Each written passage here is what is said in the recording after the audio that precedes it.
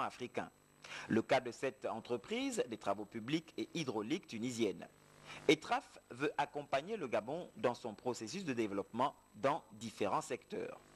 Nous sommes intéressés pour le développement de zones et la viabilisation de zones d'habitation, de zones industrielles.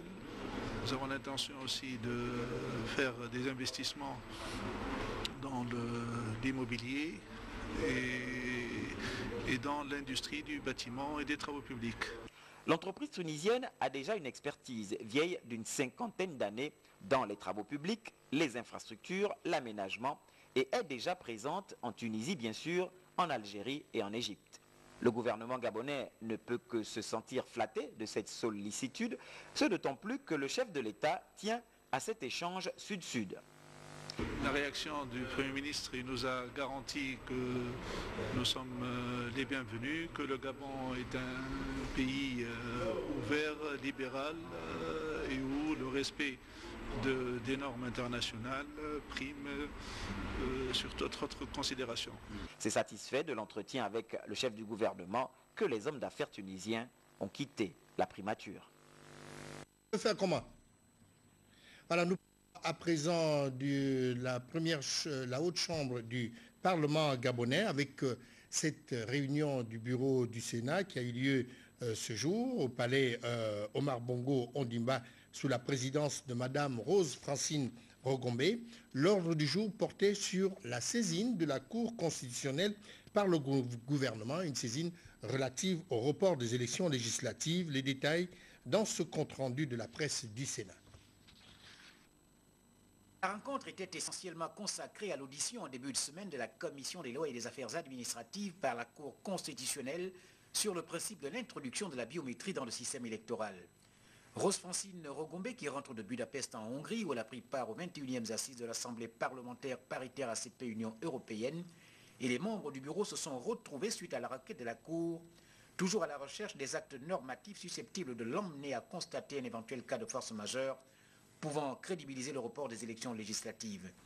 Dans sa requête, la haute juridiction souhaiterait entendre le bureau du Sénat, car l'avis de la commission reste technique. Le président du Sénat et ses collaborateurs ont soutenu l'argumentaire développé par la commission, à savoir s'astreindre en tant que législateur aux dispositions constitutionnelles. Politique dans l'âme, les vénérables sénateurs ont abondamment devisé sur le consensus auquel sont parvenus les acteurs politiques de tous bords, y compris ceux de la société civile. Celui-ci se doit d'être capitalisé, dira Madame le Président du Sénat, en vue des élections futures, non sans instruire ses services compétents à explorer toutes les voies pouvant permettre à la gardienne de la Constitution d'examiner au fond la requête du gouvernement. Mais l'usage de l'informatique dans la protection des données à caractère personnel reste étroitement lié à la modification de la loi électorale. S'impose alors, constateront les vénérables sénateurs, une harmonisation du projet de loi relatif à l'introduction de la biométrie dans la loi électorale et la loi sur les données à caractère personnel. De plus, l'article 35, alinéa 4 de la Constitution récemment modifiée impose le renouvellement des chambres du Parlement 1 mois au moins et 6 mois au plus avant le terme de la législature en cours. Les cas de force majeure ont ces derniers temps suffisamment été définis. Il faudra alors trouver l'aspect qui sied à la situation de l'heure. Duralex, sed lex, la loi est dure, mais c'est la loi.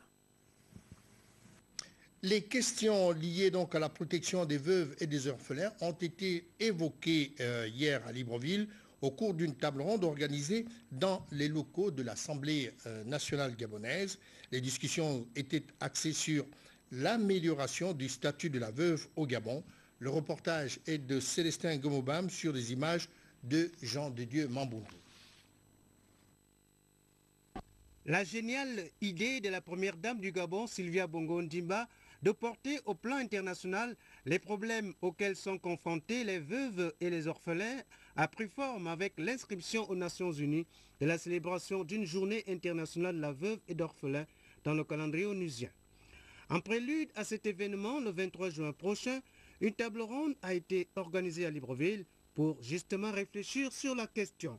La directrice générale de la veuve et de l'orphelin précise ici les enjeux de cette rencontre. Toutes les femmes que nous recevons dans nos différents services viennent avec le statut de veuve, elle refuse de se voir refuser ce statut de veuve parce qu'elles n'ont pas été devant un officier d'état civil.